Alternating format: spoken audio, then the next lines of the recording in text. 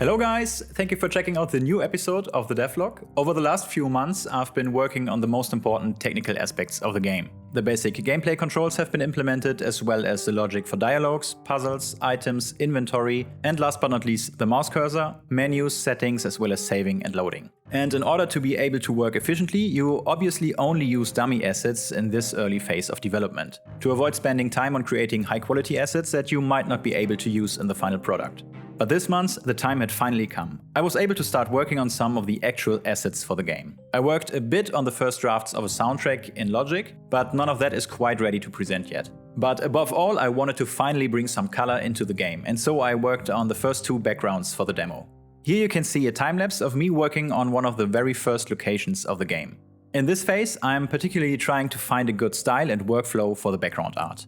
And this is what I ended up with and wanted to try out in the engine.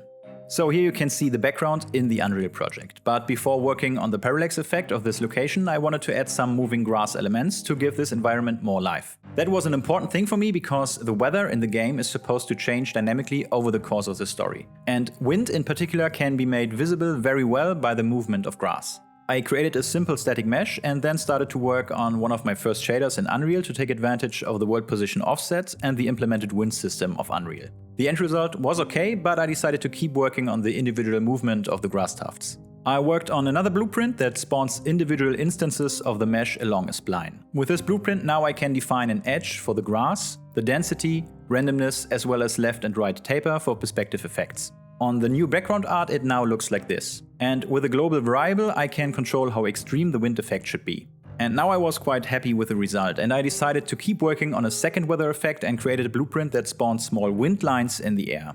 And depending on how high the global wind variable is, the wind lines get spawned more often and are thicker, longer and faster. After that I started to work on the parallax effect by separating all the layers of the background and positioning them in 3D space, like I showed you in episode 15 of the Devlog.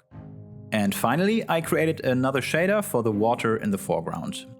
And now the whole scene looks like this. Of course, a lot of details in the scene are still missing, but I think you can now really get a feel for the final look and atmosphere of the game. And I hope you like it. As always, please don't forget to wishlist A Pretty Broken Adventure on Steam, and I hope to see you next month, everybody.